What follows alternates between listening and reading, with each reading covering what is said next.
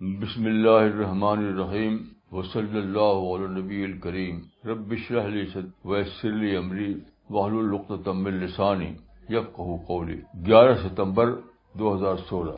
آج کا دن میرے لیے ایک اسپیشل دن ہے، کیونکہ آج مجھے ایک ایسی چیز کی ڈسکوری ہو گئی جس کے بارے میں برسوں سے سوچتا تھا۔ وہ یہ ہے کہ قرآن میں آیا ہے کہ اللہ نے رسول اللہ کے مغفرت کر دی، سورہ الفتح میں، کہ اللہ نے رسول اللہ صلی اللہ علیہ وسلم کی مغفرت فرما دی۔ اس کے باوجود کیوں ایسی حدیثیں ہیں جس میں رسول اللہ نے اپنے معاملے کو یعنی یقین کے انداز میں بیان نہیں کیا؟ مثلا دیکھیے، ایک حدیث ہے، واللہ لا ادری واللہ لا ادری واللہ لا ادری وانا رسول اللہ ما یفعل بی ولا بکم۔ خدا کی قسم میں نہیں جانتا، خدا کی قسم میں نہیں جانتا، خدا کی قسم میں نہیں جانتا، اگر جب میں خدا کا رسول ہوں کیا کیا جائے گا میرے ساتھ اور کیا کیا جائے گا امت کے ساتھ۔ تو میں سوچتا تھا کہ آپ نے ایسا کیوں فرمایا؟ بظاہر یہ ہے کہ جب قرآن میں یہ آ جائے کہ اللہ نے تمہاری مغفرت کر دی، تم کو بخش دیا، تو رسول اللہ یقین میں جیے، یقین میں جینا شروع، یقین۔ تو یہ جو کلمہ ہے یہ تو یقین کا کلمہ نہیں ہے۔ تو آج مجھ پر ایک تجربہ گزرا، اس سے میری سمجھ بات آ گئی۔ اس حدیث کو لے کر میں سوچتا تھا، اور بھی حدیثیں اس طرح کی ہیں، سوچتا تھا تو اچانک میرے ذہن میں آیا کہ قیامت ہو گئی ہے، آخرت کے میدان میں سارے لوگ اکٹھا ہوئے ہیں اور فرشتے میرا نام لے کر پکارتے ہیں، اے فلاں شخص آؤ، اللہ رب العالمین تم کو خود اپنے ہاتھ سے جنت کا ٹکٹ دے گے، فرض کی ایسا ہو۔ تو میں سوچا کہ اگر میں یہ آواز سنوں اور میں قدم بڑھاؤں اپنا اللہ رب العالمین کے تخت کی طرف، تو آخر وقت تک میرے دل میں ایک کپکپی طاری ہوگی، یہاں تک کہ جب میں اللہ رب العالمین کے پاس پہنچ جاؤں گا تب بھی یہ احساس ہوگا کہ والامر یومئذ للہ، اللہ کو سارا اختیار حاصل ہے، یہاں تک یہ اختیار بھی حاصل ہے کہ کسی مومنٹ، ایک سیکنڈ کے فریکشن سے پہلے اپنے فیصلے کو بدل دے۔ تو کون سے پوچھ سکتا ہے؟ جب اللہ نے فیصلہ کیا زمین آسمان کو بنانے کا، تو ایک سیکنڈ کے فریکشن سے پہلے اگر اللہ کے دل میں آیا تھا نہیں بنائیں گے، یونیورس نہیں بنائیں گے، تو کون روک سکتا تھا؟ تو میرے دل میں آیا کہ اگر میں بڑھوں اللہ رب العالمین کے تخت کی طرف، اور تو اس وقت بھی جب میں بڑھ رہا ہوں گا تو شاید میرے دل میں یہ ہوگا کہ اللہ رب العالمین کو سارا اختیار حاصل ہے، اگر لاسٹ منٹ وہ یہ فیصلہ کر لے گے کہ مجھے ٹکٹ نہیں دینا تو کون روک سکتا ہے اللہ کو؟ تو میں نے سوچا، اس تجربے کے بعد میری سمجھ میں آیا کہ وہ جو حدیث ہے، تو میں اس کو سوچتا تھا غلط ڈائیکاٹمی میں، میں یہ سوچتا تھا تو غلط ڈائیکاٹمی لے کر سوچتا تھا، یعنی یقین اور بے یقینی، یقین اور بے یقینی، یہ ڈائیکاٹمی ہی غلط ہے۔ اس حدیث کو ہم جب سمجھ سکتے ہیں جب یہ جانیں کہ یہاں جو ڈائیکاٹمی اپلیکیبل ہے وہ ایک اور ہے، وہ ہے یقین اور عظمت خداوندی، یقین اور عظمت خداوندی۔ یعنی ایک طرف تو ساری باتوں پر یقین ہے، جو اللہ کی باتیں ہیں اس پر یقین، اسی کے ساتھ اللہ کی عظمت کا احساس، اللہ رب العالمین رب السماوات والارض کی عظمت کا احساس۔ تو وہ ڈائیکاٹمی غلط تھی میری کہ یقین اور بے یقینی، اس بنا پر میری سمجھ میں وہ حدیث نہیں آتی۔ یہاں پر وہ ڈائیکاٹمی اپلیکیبل نہیں ہے، یہاں پر جو ڈائیکاٹمی اپلیکیبل ہے وہ ہے یقین، بندے کی طرف یقین، اور اللہ کے بارے میں عظمت کا بے پناہ احساس۔ یہاں تک کہ میں نے سوچا کہ اگر میرے ہاتھ پر جنت کا ٹکٹ آ جائے، میں بڑھوں جنت کی طرف اور ڈور پر پہنچ کر حکم ہو جائے کہ نہیں، اسے ٹکٹ واپس لے لو، تو کون روک سکتا ہے؟ تو آپ کو اگر اللہ رب العالمین کی عظمت کا، اس کے قادر مطلق ہونے کا احساس ہو، تو سارے یقین کے باوجود آپ کو ایک عجیب احساس رہے گا کہ والامر یومئذ للہ، قدرت تو پھر بھی اللہ ہی کے، کسی اور کو قدرت حاصل نہیں۔ اسی لیے حدیث میں آیا ہے کہ الایمان بین الرجاء والخوف، الایمان بین الرجاء والخوف، ایمان خوف اور امید کے درمیان ہوتا ہے، ایمان امید اور خوف کے درمیان ہوتا ہے۔ الایمان بین الرجاء والخوف، ایمان امید اور خوف کے درمیان ہوتا ہے۔ ایک طرف تو یہ امید کہ اللہ رب العالمین رحمت والا ہے، اس کی رحمت جو ہے، حدیث میں آتا ہے کہ ورحمتی غلبت کل شے، رحمتی وسعت کل شے، یعنی اللہ کی رحمت ہر چیز چھائی ہوئی ہے، یہ چیز آدمی کو امید پیدا کرتی ہے۔ اور دوسری طرف اللہ کی عظمت، اللہ کی قدرت کا احساس آدمی کو ہیبت پیدا کرتا ہے، ہیبت۔ میں اکثر سوچتا ہوں کہ یہ کائنات جو ہے بلین گیلیکسی سے بھری ہوئی، بہت بڑا سولر سسٹم ہے، اس کے اندر بہت سارے پلینٹس ہیں، پھر اس کے اندر ایک دنیا ہے، پوری ایک دنیا ہے، اس طرح سارے انسان ہیں۔ کیسے خدا اتنی بڑی کائنات کو کنٹرول کر رہا ہے. ہم تو ایک پنسل کو نہیں کر سکتے کہ ہمارے کنٹرول میں ہے, ہاتھ سے چھوٹ جائے تو گرنی پڑے گی. انسان ایک پنسل کے بارے میں نہیں کر سکتا کہ یہ پنسل میرے کنٹرول میں ہے.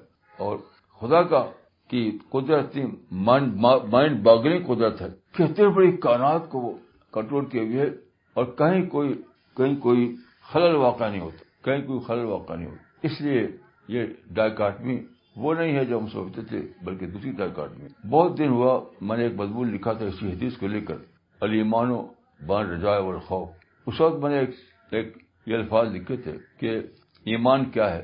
میں نے لکھا تھا کہ یہ ایسا خوف ہے جو سراپا اطمینان ہے, اور ایسا اطمینان ہے جو سراپا اضطراب ہے.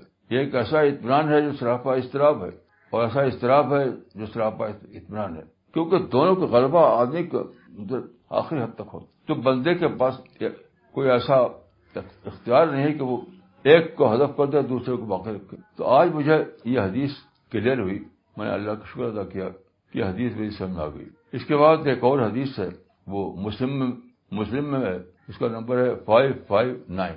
عجباً لامر المومن, مومن کا معاملہ کتنا عجیب ہے. اس کی ہر چیز اس کے لیے خیر ہے. ان امرہ کلہ لہ خیر, یعنی اچھا گزرے برا گزرے, آرام و تکلیف سب اس کے لیے خیر ہے. تو فرمایا کہ جب اس کو کچھ اچھا پیش آتا ہے تو وہ شکر کرتا ہے, تو شکر اس کے لیے خیر بن جاتا ہے. اور جب اس کو کوئی تکلیف والی بات ہوتی ہے تو صبر کرتا ہے, اور صبر کے لیے خیر بن جاتا ہے. اور یہ صرف مومن کے لیے, یہ معاملہ صرف مومن کا ہے. تو میں نے سوچا کہ مومن کا معاملہ کیوں ہے؟ تو اصل میں مومن کی بات نہیں ہے, یہ بات ہے اس انسان کی جس کا مائنڈ ہائیلی ڈیولپڈ مائنڈ ہو. ہائیلی ڈیولپڈ مائنڈ جو ہے اس کا معاملہ یہ ہوتا ہے کہ اس کو وزڈم کی ڈسکوری ہو جاتی ہے, وزڈم کو دریافت کر لیتا ہے وہ. اس لیے وہ ہر نیگیٹو کو پازیٹو میں کنورٹ کر سکتا ہے, ہر مائنس کو پلس میں کنورٹ کر سکتا ہے. یہ سچ پوچھے تو وائز انسان کا معاملہ ہے. یہ نہیں کہ جو کلمہ پڑھ لے تو اس کے ساتھ ایسا ہو جائے گا. یہ کلمہ پڑھنے کی بات نہیں ہے, یہ وزڈم کو ڈسکور کرنے کی بات ہے. اس کو سوچے تو اس میں ایک بہت ہی گہری بات کہی گئی اس حدیث. عام طور پر لوگ جس ڈائیکاٹمی میں جیتے وہ کیا ہے, ہیپینس, سکسیس اور فیلئر. عام طور پر لوگ جس ڈائیکاٹمی میں جیتے ہیں وہ ہے سکسیس فیلئر. میں سمجھتا ہوں کہ یہ بھی ڈائیکاٹمی غلط ہے. صحیح ڈائیکاٹمی ہے سکسیس ایکسپیرئنس.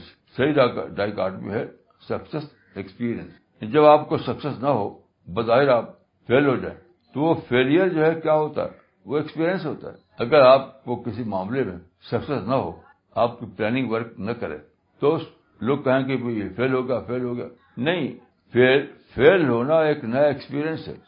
اگر سکسیس ہے تو فیلئر ایک ایکسپیرئنس ہے. کیوں؟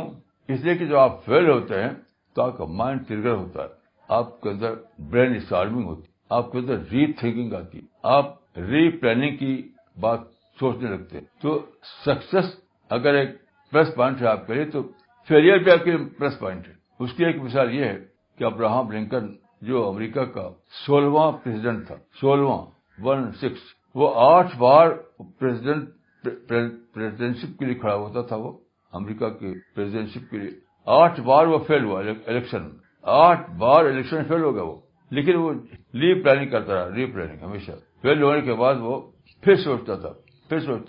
تو ری پلاننگ کرتے کرتے 9ویں بار وہ جیت گیا. 9ویں بار جیت کر کے امریکہ کا 16واں پریزیڈنٹ بنا وہ ابراہم لنکن. تو دیکھیے اکثر لوگ غلط ڈائیکاٹمی میں جیتے ہیں, جسے آپ دیکھیں گے بہت سے لوگ کسی کو دشمن سمجھیں, کسی کو دوست سمجھیں, دشمن دوست. یہ بھی ڈائیکاٹمی غلط ہے. قرآن کے مطابق صحیح ڈائیکاٹمی جو ہے فرینڈ اور پوٹینشیل فرینڈ. کچھ لوگ آپ کے فرینڈ ہیں تو کچھ لوگ آپ پوٹینشیل فرینڈ ہیں. تو فیل ہونا اور سکسیسفل اچیو کرنا, سکسیس اور فیلئر, یہ ڈائیکاٹمی صحیح نہیں ہے. صحیح ڈائیکاٹمی کہ سکسیس اور ایکسپیرئنس. جب آپ کو سکسیس نہیں ہوتی, جب آپ کا پلان ورک نہیں کرتا, بظاہر آپ فیل ہو جاتے ہیں, تب بھی آپ کو ایک چیز ملتی ہے, وہ ہے ایکسپیرئنس, تجربہ. آپ اس قابل ہو جاتے ہیں کہ زیادہ وزڈم کے ساتھ اپنی پلاننگ کر سکیں, زیادہ رائٹ وے میں اپنا منصوبہ بنائیں. تو وہ تو اچیومنٹ ہے. وہ کھونا کہاں ہے, وہ تو پانا ہے. اور ابراہم لنکن کوئی ایک ہی مثال نہیں ہے. ایسے لوگ بہت سے ہسٹری میں ہیں جنہوں نے اپنی ہار کو ہار نہیں سمجھا, بلکہ ہار سے سیکھا, یہاں تک ری پلاننگ کی, اور وہ کامیاب ہو گئے. اس کی ایک مثال Japan Germany. Second world war میں جاپان جرمنی دونوں کو بہت زبردست ہار ہوئی. آپ جانتے ہیں اتنی بڑی ہار تو پوری ہسٹری میں کسی کو نہیں ہوئی. سیکنڈ ورلڈ وار میں جتنی بڑی ہار ہوئی تھی جرمنی کو اور جاپان کو, اتنی بڑی ہار پوری ہسٹری میں کسی کو نہیں ہوئی. لیکن دونوں نے کیا کیا, اپنے ہارس کو کنورٹ کیا ایکسپیرئنس میں. دونوں نے اپنی ہار کو کنورٹ کیا ایکسپیرئنس میں, یعنی نئی لرننگ, نئی ڈسکوری, نئی پلاننگ. تو رہتی ہے کہ آج دونوں کو دونوں بہت ہی سکسیسفل مانے جاتے ہیں, جاپان بھی اور جرمنی. تو جو لوگ شکایت کرتے ہیں ہار کی, شکایت کرتے ہیں ظلم کی, شکایت کرتے ہیں زیادتی کی, شکایت کرتے ہیں ڈسکریمنیشن کی, وہ لوگ they are quite unaware of the laws of nature. Laws of nature کو وہ جانتے ہی نہیں.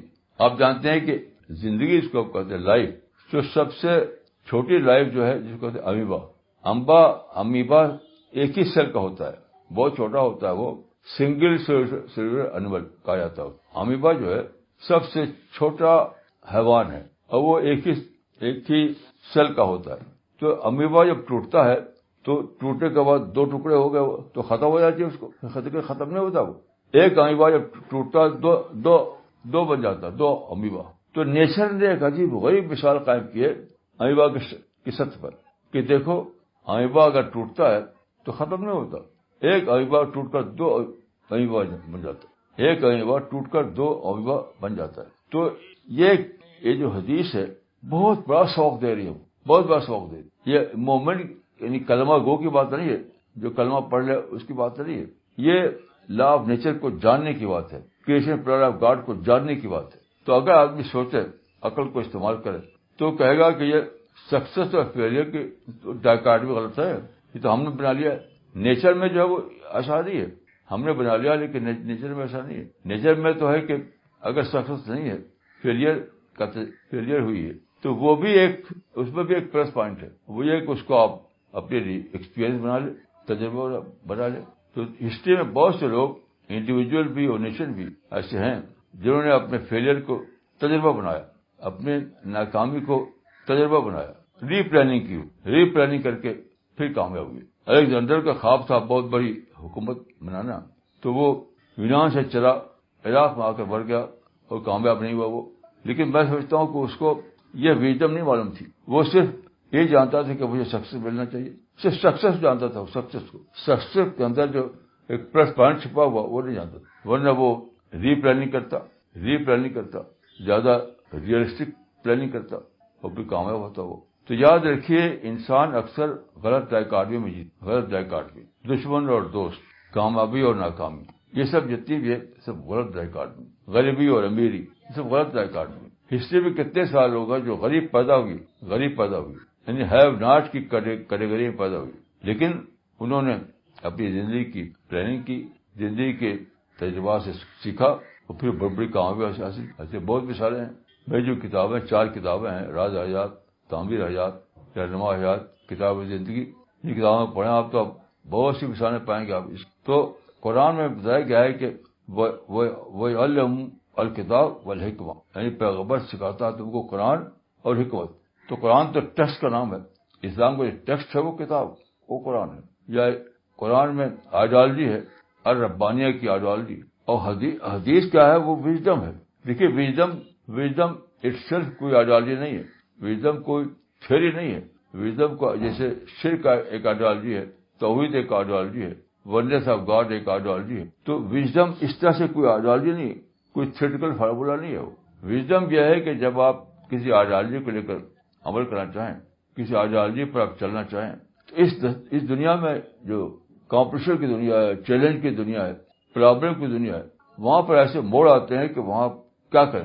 تو وہاں پر جو رہنمائی آپ کو ملتی ہے اسی کا نام وژڈم ہے. وژڈم اپنی حقیقت کے اعتبار سے پریکٹیکل وژڈم کا نام ہے, جیسے رسول اللہ صلی اللہ علیہ وسلم کو کئی غزوات پیش آئے, آپ جانتے ہیں. تو ان غزوات میں ایسا ہوا کہ کبھی فریق ثانی کو شکست ہوئی, کوئی نقصان ہوا, کبھی مسلمانوں کو نقصان ہوا. مثلا بدر کے موقع پر فریق ثانی کو نقصان ہوا اور احد کے موقع پر مسلمانوں کو نقصان ہوا. تو یہی سب چلتا تھا. جنگوں کے ذریعے کوئی فائنل چیز نہیں ملتی تھی, فائنل کامیابی نہیں ملتی جنگوں کے ذریعے. یہاں آپ نے وژڈم کو اپلائی کیا. کئی جنگیں ہوئی, آپ جانتے ہیں کہ کئی جنگیں ہوئی اور اسے بہت سے لوگ مارے گئے، لیکن فائنل نہیں ہو رہا تھا، آخری فیصلہ نہیں ہو رہا تھا. تو آپ نے حدیبیہ کے موقع پر ری پلاننگ کی. یہ ری پلاننگ کی آپ نے وزڈم بیسڈ پلاننگ. یہ جو آپ نے ری پلاننگ کی حدیبیہ کے موقع پر وہ تھی وزڈم بیسڈ پلاننگ. یہاں آپ نے پریکٹیکل وزڈم کو استعمال کیا. مثلا آپ جانتے ہیں کہ ایک قصہ ایک پیش آیا کہ جب حدیبیہ کا معاہدہ، جب حدیبیہ اگریمنٹ لکھا رہا تھا تو رسول اللہ اس کو ڈکٹیٹ کرا رہے تھے، رسول اللہ اس کو املا کرا رہے تھے اور حضرت علی لکھ رہے تھے. تو رسول اللہ نے کہا یا علی اکتب ھذا ما صالح علیہ محمد رسول اللہ. تو فوراً فریق ثانی کا جو لیڈر تھا، لیڈر ابن سہیل نے اعتراض کیا، ہم آپ کو رسول مانتے ہی نہیں. تو آپ نے کچھ آرگو نہیں کیا، اس سے کوئی آرگو نہیں کیا، فوراً ہی کہا یا علی اکتب ھذا ما صالح علیہ محمد ابن عبداللہ. یہ کہا یہ پریکٹیکل وزڈم ہے، اس لیے کہ آپ رسول اللہ تھے، اس لیے کوئی شک نہیں. لیکن آپ نے سوچا کاغذ پر میں کچھ بھی لکھ دوں، اسے ہسٹری تھوڑی بنے گی. کاغذ پہ لکھا ہوا ہسٹری نہیں بنے گا. وہ کہ میں لکھ دوں کہ محمد بن عبداللہ، اسی پہ ہسٹری بنے گی.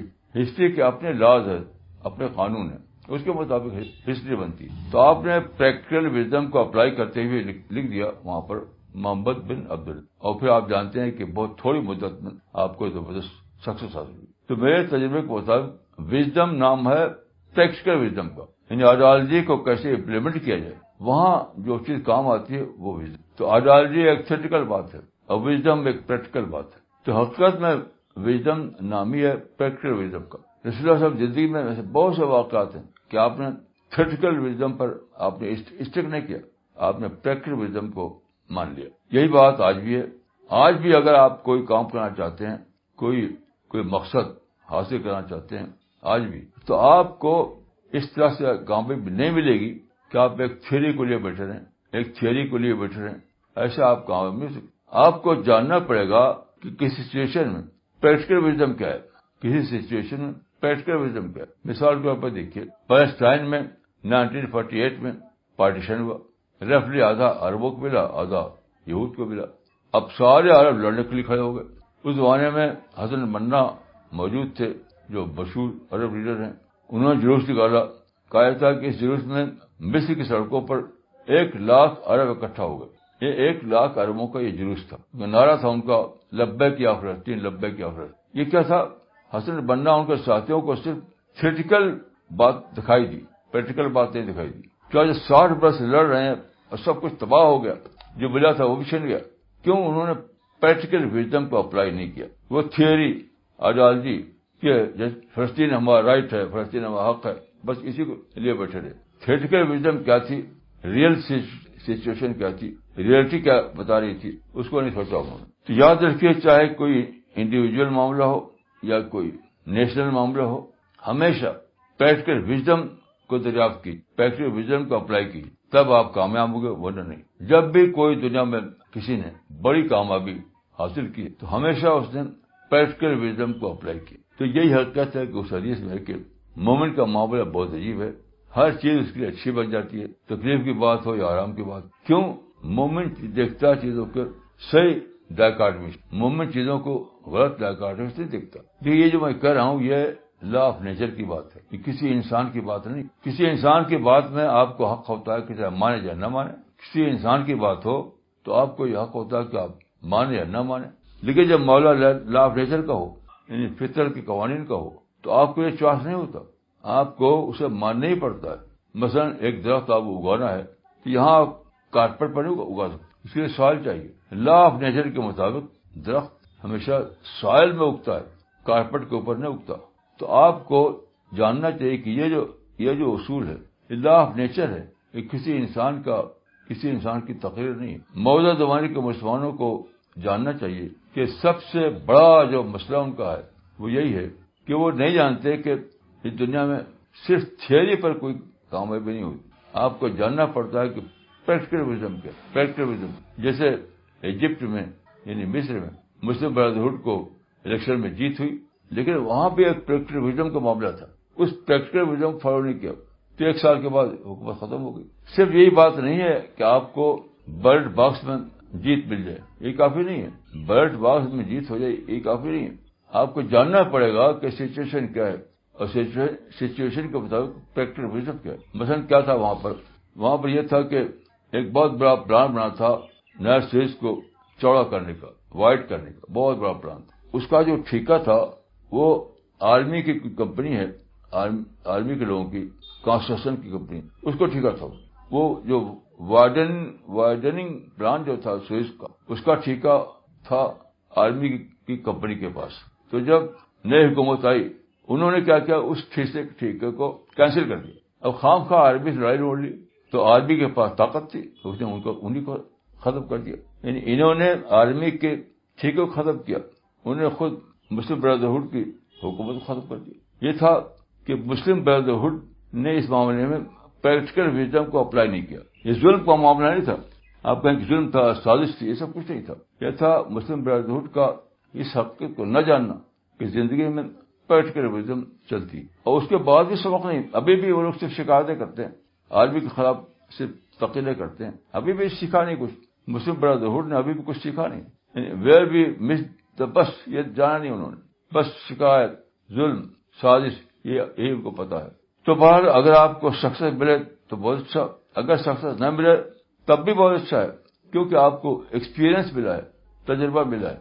اس تجربے کو لے کر ری پلاننگ کیجیے، اس تجربے کو لے کر آپ ری آرگنائز کیجیے، تو زندگی میں کبھی مایوسی کا وقت آپ پر نہیں آئے گا، شکایت کا وقت نہیں آئے گا، یہ وقت نہیں آئے گا کہ آپ فریاد کریں کہ ظلم ہو رہا، سازش کی جا رہی، اس کا وقت نہیں ہے. میں سمجھتا ہوں کہ یہی یعنی بیسک نکتہ ہے، یہی بیسک وزڈم ہے کہ لوگ جو ہیں صرف یہ جان پائے کہ رائٹ کیا ہے، رانگ کیا ہے، آئیڈیل کیا ہے، نان آئیڈیل کیا ہے، اتنے جان پائے. وہ یہ نہیں جان پائے کہ پریکٹیکل وزڈم کیا ہے، پریکٹیکل وزڈم کا تقاضا کیا ہے. جیسے رسول اللہ صلی اللہ علیہ وسلم نے جب رسول اللہ کو بٹھایا تھا کاغذ پر، تو وہ ایز اے پرنسپل نہیں تھا، وہ پریکٹیکل وزڈم کے طور پر تھا. ایز اے پرنسپل نہیں تھا، وہ تھا ایز اے پریکٹیکل وزڈم. تو اس حقیقت کو جاننا ہر فرد کے لیے ضروری ہے اور پوری قوم کے ضروری، پوری کمیونٹی کے لیے. اس میں یاد رکھیے کسی کا کوئی ایکسیپشن نہیں ہے، اس معاملے میں کسی کا ایکسیپشن نہیں. یہ اصول ہر ایک پر اپلائی ہوتا ہے. تو میری دعا ہے کہ اللہ تعالیٰ مجھ کو اور آپ کو توفیق دے کہ ہم لا آف نیچر کو جانیں، کہ کریشن پلان آف گاڈ کو جانیں، خدا کی جو اسکیم آف تھنگس ہے اس کو جانیں. تب ہم صحیح پلاننگ کر سکتے ہیں اور تب ہم اس دنیا میں کامیاب ہو سکتے. السلام علیکم ورحمۃ اللہ. Okay, we'll be starting with the question answer session now. مولانا صاحب یہ پہلا سوال آیا ہے کشمیر سے، انجینئر الطاف صاحب نے کیا ہے. انہوں نے لکھا ہے کہ مولانا صاحب if there is strong emphasis on wisdom in Islam, then why present day Islamic leaders instigate the youth for suicidal and non-result oriented action? What is the reason for this? Reason تو بہت clear ہے. جتنے leader ہمارے ہیں وہ wisdom کی بات جانتے نہیں. مجھے بتائیے کوئی ایک نام بتا دیجیے جو یہ کہتا ہو کہ پریکٹیکل وزڈم کیا ہے، وزڈم کیا ہے، آئیڈیالوجی کیا ہے. کوئی ایک کتاب مجھے بتا دی کسی نے لکھا ہو کہ what is ideology, what is wisdom, what is practical wisdom. تو لوگ بس جذبات میں اچھل کود کر رہے ہیں. خود لیڈروں کو پتہ نہیں ہے تو عوام کو کیا پتہ ہوگا. مجھے آپ عرب سے عجب تک کسی ایک لیڈر کو نام بتا دیجیے جسے کوئی کتاب لکھو بتانے کے لیے کہ آئیڈیالوجی کیا ہے، وزڈم کیا ہے، پریکٹیکل وزڈم کیا ہے، رائٹ پلاننگ کیا ہے. مجھے بتا دیے ایک کتاب. تو جب اتنا بڑا یعنی خلا ہو کہ کوئی وزڈم کو بتانے والا ہی نہ ہو تو یہ ہوگا جو ہو رہا. اب آپ کی ذمہ داری ہے، جو لوگ سمجھ رہے ہیں وہ اٹھیں لوگوں کو بتائیں. آپ بتائیے لوگوں کو، پھر ٹیم بنے گی، پھر جماعت بنے گی. آپ اٹھے اس کام کے لیے اٹھیے. مولانا اگلا سوال کیا ہے میرٹھ سے سلمان صاحب نے، اور انہوں نے لکھا ہے مولانا صاحب I believe in God Almighty and His blessings. I have a question that just as it is believed in Islam that there are many levels of paradise and that one should aspire for the highest level, but this would depend on degree of one's God realization. So how can I increase my degree of realization so that I can aim to qualify for the highest level of paradise? آپ study کیجئے. یہ اس سوال کا جواب study میں ملے گا. آپ کو اسٹڈی کیجیے. ہماری 2 کتابیں پڑھی آپ.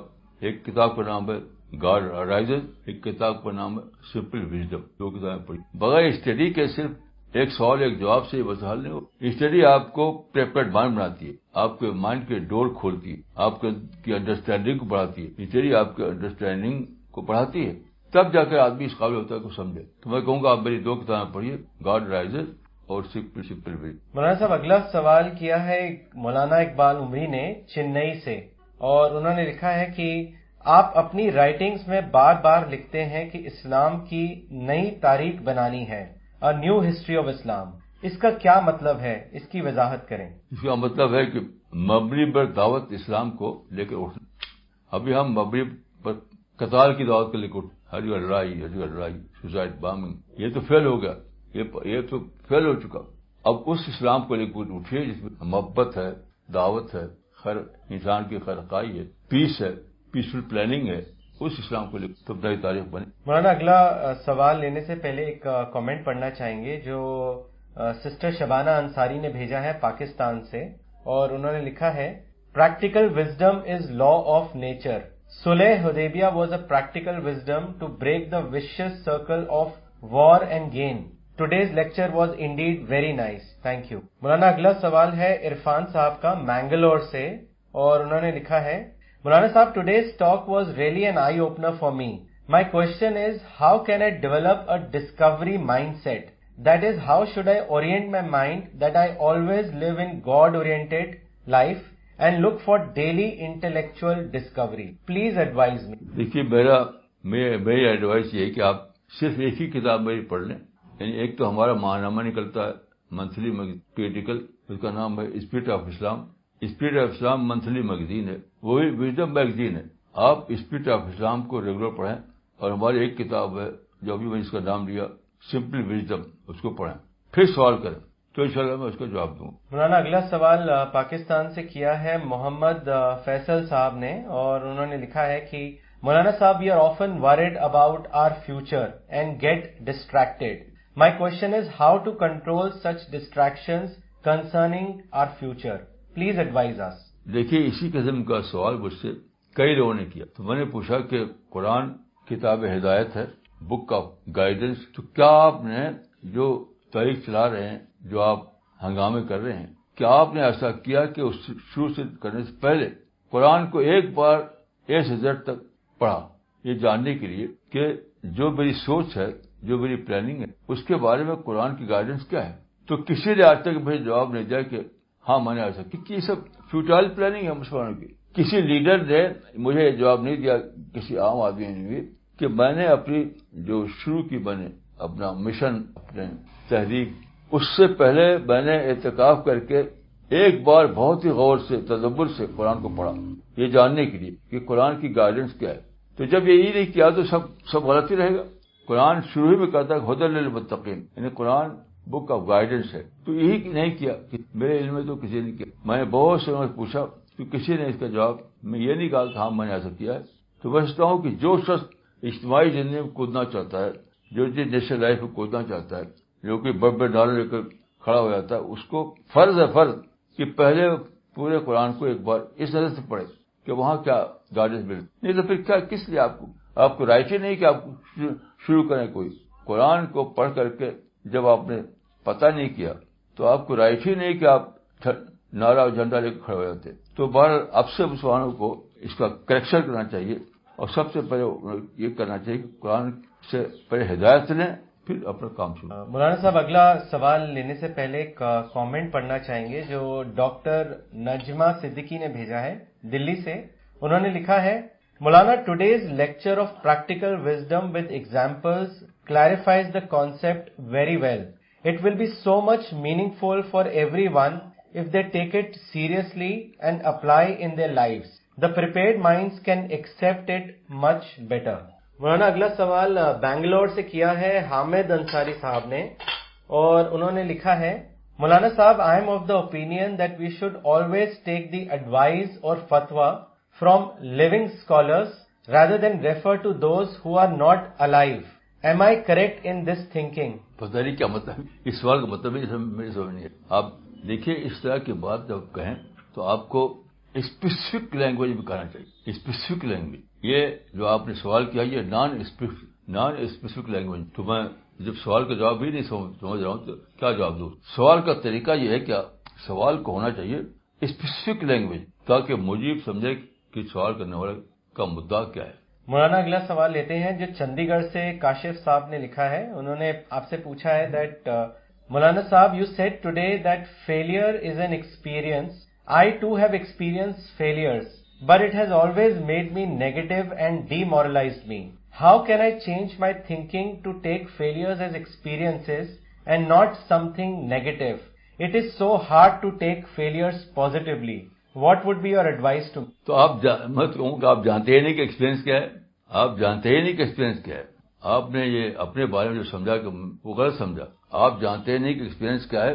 ایکسپیرینس کا مطلب یہی ہے کہ ری تھنکنگ کا سبجیکٹ بنانا. ایکسپیرئنس کا مطلب یہ کہ اگر آپ فیل ہو جائیں تو اس فیلئر کا جو تجربہ آپ کو ہوا اس تجربے کو لے کر آپ ری تھنکنگ کریں. یہی تو ایکسپیرئنس. یہ نہیں تو پھر آپ کو ایکسپیرئنس کہاں ہوا؟ جو آپ کو ہوا وہ تو ریئیکشن تھا. آپ ریئیکشن اور ایکسپیرئنس کو الگ الگ کر کے دیکھ پاتے. ایکسپیرئنس پورے معنی میں ایک پازیٹو ورڈ ہے. پازیٹو. جیسے رسول اللہ علیہ وسلم کو ایکسپیرئنس ہوا کہ وہ لوگ تیار نہیں ہیں اس بات کے لیے کہ حدیبیہ ایگریمنٹ میں محمد رسول اللہ لکھا جائے. تو آپ نے اس کو پازیٹو سینس میں لیا کہ ٹھیک ہے مٹا دو اس کو, لکھو محمد بن عبداللہ. تو آپ نے ابھی اپنے ایکسپیرئنس کو پازیٹو سینس میں لیا ہی نہیں, ریئیکشن کے طور پر لیا. تو آپ کو کیسے اس سے فائدہ ہوگا؟ مولانا اگلا سوال لیتے ہیں جو لکھنؤ سے بھیجا ہے عطب صاحب نے, اور انہوں نے لکھا ہے مولانا صاحب many people commit suicides when they face failures. As for them it is the end of their dream. For example, I know someone who had a passion to become a doctor and dreamed all his life to become a heart surgeon, but he failed to clear the entrance exam and as a result he has attempted suicides few times. How can I convince him to adopt practical wisdom as this is what he wanted in life and does not want to think of any second alternative? Please advise in such a scenario how failures can be taken as positive experience. دیکھیے suicide پر ایک کتاب چھپی ہے, اس نے بہت سے cases کو study کیا.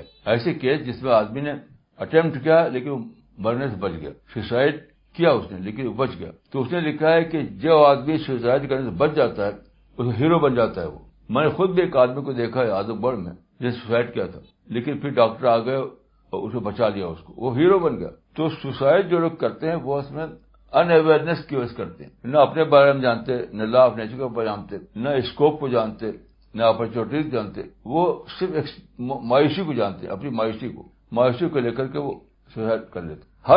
ہر سوسائڈ کرنے والا آدمی صرف مایوسی کو جانتے, کچھ جانتا ہی نہیں. اب اس کو آپ کو پڑھیے, اس میں بتایا گیا کہ جو آدمی سوسائڈ کیا بچ گیا وہ ہیرو بن گیا, کیونکہ زندگی کی قیمت معلوم ہوگی, اس کو زندگی کی قیمت معلوم ہوگی. مولانا اگلا سوال بھوپال سے بھیجا ہے فاروق صاحب نے, اور انہوں نے آپ سے پوچھا ہے کہ مولانا صاحب can you give us examples from your life as to how you took failures in your individual life as experiences which change the course of your life for better. میری تو پوری زندگی اسی کی مثال ہے.